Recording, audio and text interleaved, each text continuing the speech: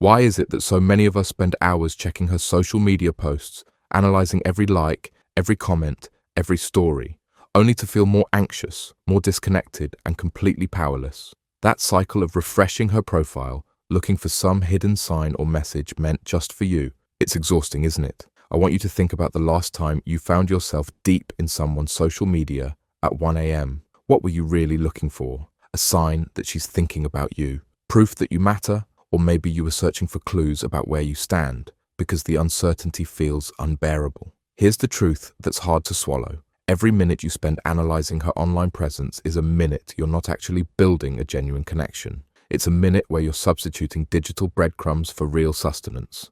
And deep down, you know it isn't working. You check her social media because it gives you the illusion of closeness without the risk of rejection. You can peer into carefully curated moments of her life without having to make yourself vulnerable. It feels safer, but that safety comes at a tremendous cost. Your peace of mind, your self-respect, and ironically, your actual chances of creating a meaningful connection with her. When you obsessively check her profiles, you're placing yourself in an emotional prison. A prison where your sense of worth rises and falls with her online activity. Did she post today? Who commented? Is she interacting with other guys? Suddenly, your mood depends entirely on what you see on a screen, and that's a dangerous place to live. But what if I told you there's another way? What if instead of being the guy who's always lurking in her digital shadows, you could become someone she actually wants to reach out to? Someone whose message notification makes her smile and pause whatever she's doing to respond. This isn't about manipulation or games. It's about fundamentally shifting your approach from passive observation to active value creation.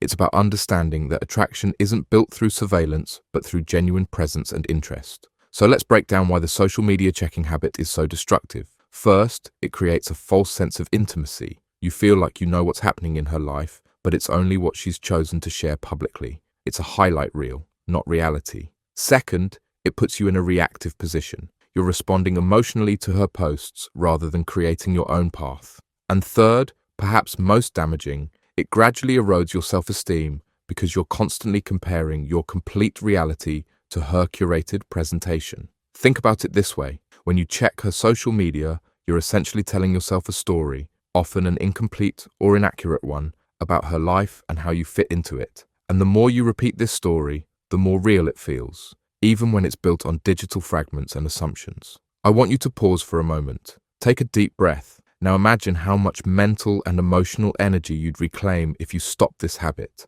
Imagine redirecting all that attention back to yourself and your growth. That's the first step toward becoming someone who receives messages rather than anxiously waiting to send them. So what should you do instead? Here's the approach that actually works. First, recognize that your attention is valuable. Where you place it shapes not just your thoughts, but your entire experience of life.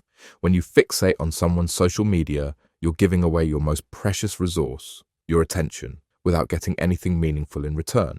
Instead, start investing that attention in yourself, not in a selfish way, but in a way that allows you to become more present, more interesting, and more grounded. People are naturally drawn to those who have their own gravity, their own center of orbit. When you're constantly checking her profile, you're orbiting around her, and that dynamic rarely creates attraction. The irony is that the more you focus on developing yourself, the more likely she is to become curious about you. This isn't about playing hard to get or manufacturing scarcity. It's about creating genuine value in your life that others want to be part of. So here's what you need to do specifically. Implement a digital boundary. Delete the social media apps from your phone for 30 days, or at minimum, use app blockers to prevent yourself from accessing her profiles. This isn't about willpower. It's about changing your environment to support better habits. Replace the checking behavior with something that actually improves your life. Every time you feel the urge to check her social media, do 10 push-ups, write in a journal, or work on that project you've been putting off. The key is to redirect that energy towards something productive. Expand your social world. Often we fixate on one person because we've narrowed our social options. Start having more conversations with different people, not as potential romantic interests, but as fellow humans with their own fascinating stories. This broader perspective helps reduce the artificial importance you've assigned to this one person. Create something worth sharing. What are you passionate about? What skills are you developing? What adventures are you having? Focus on generating experiences and growth in your own life. When you're genuinely excited about what you're doing, that energy becomes magnetic. Reach out with purpose, not need. The problem with most messages men send is that they come from a place of need. Need for validation, need for attention, need for response. Instead, reach out only when you have something specific and valuable to offer or share. An interesting article related to her interests, an event she might enjoy, or a genuine question that shows you've been listening. Remember that meaningful connection happens in real time, not in digital analysis. A 5-minute conversation carries more weight than 5 hours of social media investigation. So, prioritize creating opportunities for real interaction. Here's what happened when Mike, a client of mine, applied this approach. He had been checking his crush's Instagram multiple times daily for months, interpreting every post as a potential sign. His anxiety was through the roof, and despite all this digital surveillance, their actual conversations were strained and infrequent. When Mike committed to the 30-day social media detox and refocused on his passion for local hiking, something interesting happened. Instead of crafting the perfect comment on her posts, he spent weekends exploring trails and meeting fellow outdoor enthusiasts. He started a small hiking group that gained traction in his community. 3 weeks into this shift, he ran into her at a coffee shop. Instead of the usual awkward small talk, he was filled with genuine stories and experiences to share. He wasn't trying to impress her. He was simply expressing his authentic enthusiasm for what he'd been discovering. He mentioned his hiking group casually, not as a ploy, but as something he was genuinely excited about. The next day, she messaged him asking about joining the next hike, not because he had crafted the perfect comment on her latest selfie, but because she glimpsed someone living a life she wanted to be part of. This is the paradox. When you stop trying to enter her world through the back door of social media surveillance and instead focus on building something valuable in your own life, you create a front door she might actually want to walk through. Now, this approach requires patience. It's not an overnight fix.